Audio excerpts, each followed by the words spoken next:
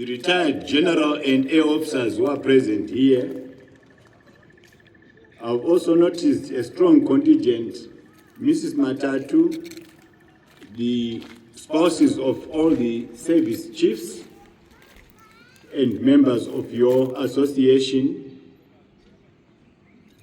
all the senior officers and men of the Zimbabwe Defence Forces, all our guests who are here today, ladies and gentlemen. We gather here again under a sober atmosphere as we pay our last military respects to the late Major General retired Everisto Dzihwema, also known by his Jimrega name as Kid Marong Rong, who passed away on 25 June 2026 in India, where he was undergoing treatment. On behalf of the whole of the Zimbabwe Defence Force family, I stand before you to pay tribute to the late General, a professional military officer whose calling was the career of arms, in which he became distinguished by his exemplary work and by his exemplary work ethic during his service. The late Major General Everisto Dzihwema passed away on 25 June 2026 in India.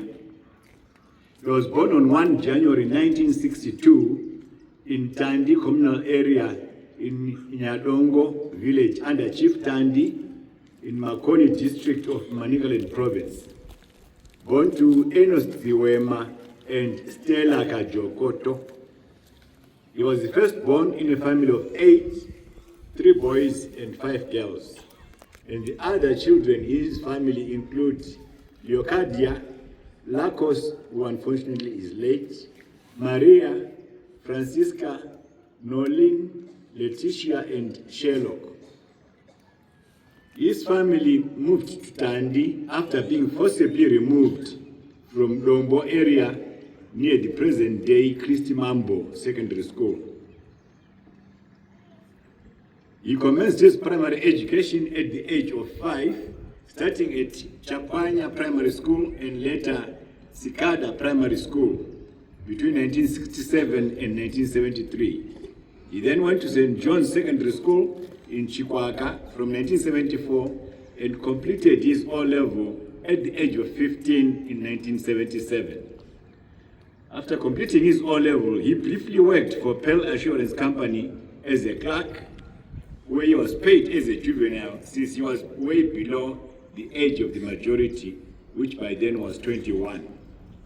He was advised to obtain a juvenile registration certificate in order to get a better salary. He then proceeded to his raw home to obtain this certificate at Mandambiri, District Commissioner's Rest Camp. And on his way to obtain that juvenile certificate, he was thoroughly beaten up by Rhodesian soldiers who thought he was a runner for the Zanda fighters. And this became too much for the young man who had already grievances of racial discrimination at the workplace and whose family had been dispossessed of their land in the Dombo area. In mid-1978, the late General officer left home alone to join the liberation struggle, and by then he had turned 16. Upon crossing the Nyangombe River into Nyatate area, he met Comrade David Tanyanyiwa in this section, with whom he stayed for about a month. He was informed that he would be handed over to the fighters who were going on trips back to the rear in Mozambique. He was later joined by 2 other young boys, and they subsequently relocated to the border area, where they stayed for another 2 months, alternating between Kagore and the Nyadoa villages to avoid being detected. The crew eventually grew up to about 15, and then they crossed the Kairezi River, and they initially stayed at Nyakadzodzo before being moved to Mpanawengwenya, a forward operational base in the Chitepo sector. There they were met by the base commander, Everisto Kumabunu, and they were informed that they would receive their training at that base instead of going into Mozambique at Tengwe. At that base, they found another 20 already completing their training, and in the interim, they were tasked as porters to carry materials to the front-end bases. And the late general was appointed the platoon commissar to the trainees. And their training commenced in earnest towards the end of November 1978 and ended in March-April 1979. And Comrade Edwin Muyarazi, the late national hero Brigadier General Shadrach Chitekedza, officiated at their pass-out parade. He was among those selected to go to the front, operating in the Chitepo sector. And they covered 5 operational zones. They were Zotandi, Pekerwa, Roa, and Soswe. And the late general operated with the likes of Comrade Namo Inenaro, Lieutenant General Anselm Sanyatwe, and Comrade Douglas Mahia. And according to Comrade Mahia, the late general officer was a disciplined and fearless cadre who displayed the highest levels of bravery during operations. At ceasefire, the late general officer and the rest of his detachment went to Elim Mission or Echo Assembly Point. And on integration, he was attested as a Green Board officer in 1980, and he rose through the ranks in the Zimbabwe National Army up to the rank of Major General on retirement. He had an illustrious career in the Zimbabwe Defence Forces, which saw him undertaking all the courses commensurate of his rank, and professionally he was an associate member of the Institute of Chartered Secretaries and Administrators.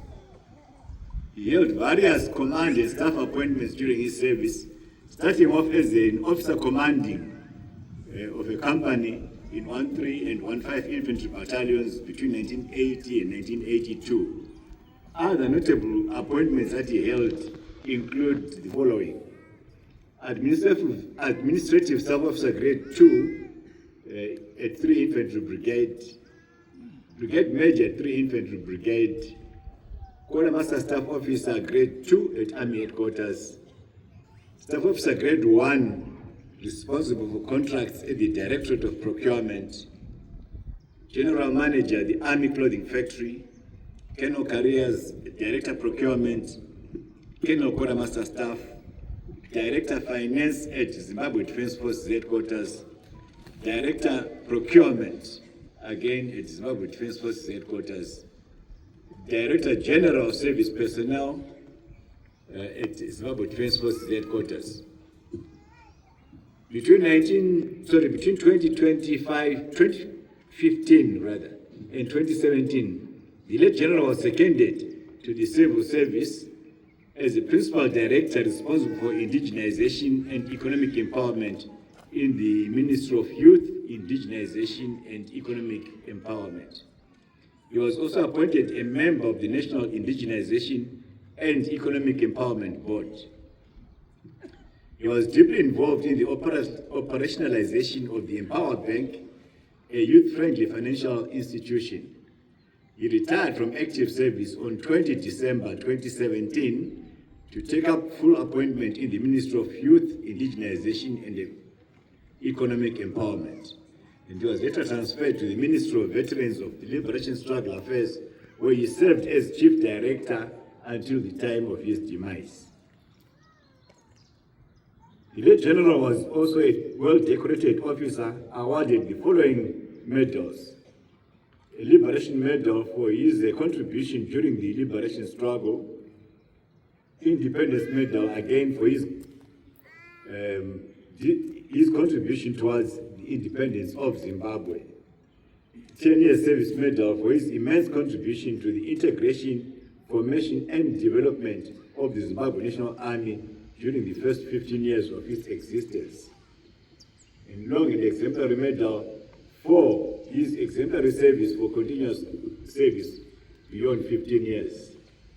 The Mozambique Campaign Medal for his contribution towards the restoration of peace and stability in Mozambique.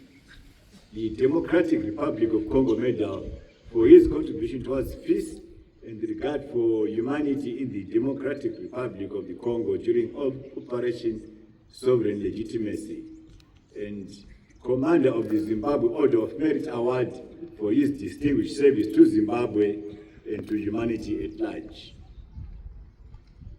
Ladies and gentlemen, it is clear from what I have just said that General Dzihwema gave his whole life to serve Zimbabwe, from the Liberation War to post-independence Zimbabwe, in the Defence Forces and in the public service. I am privileged to have known him very well and worked closely to him for a significant part of our careers. We lived close to each other, our families were close, and our children grew up together. General Dzihwema's quiet demeanor belied his sharp intellect. He had a good grasp of issues, be they operational, administrative, or logistical, and he always proffered practical ideas to issues that we face as the ZDF. He was a hard worker with a very methodical approach to solving problems. In all the appointments he held, he applied himself wholeheartedly. Even after he retired and joined the public service, he still kept in touch, and he participated and contributed in a very positive way to the Zimbabwe Defence Force programs. General Dzihwema was indeed a professional with a great love for his country. He was persistent and consistent in this. He was not a man to indulge in nefarious activities to denigrate or undermine the Zimbabwe Defence Forces or any national programs or processes. He possessed a rare ability to command and lead with both an iron resolve and a very compassionate heart, earning the deepest respect and loyalty of every officer and soldier that he interacted with. To the late Major General retired Dzihwema, you raised the bar of patriotism so high that the nation is in a period of mourning following your untimely passing on.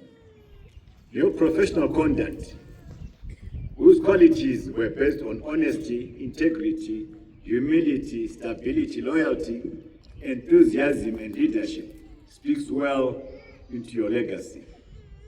The late Major General Dzihwema is survived by his wife, Mrs. Alice Dzihwema, and 3 sons, namely Tinashe Enos Augustus Tafumane and Ralph Takudzwa. To you, Mrs. Dzihwema, and to the family, please take comfort in the fact that you are not alone in mourning the General.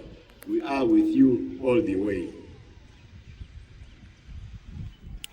To the General, we say, Zorora Murugare, Gambare Magamba, Lala Bushye, Lala Mutula Kawe Makawe, rest in peace, son of the soil. Dr. I thank you.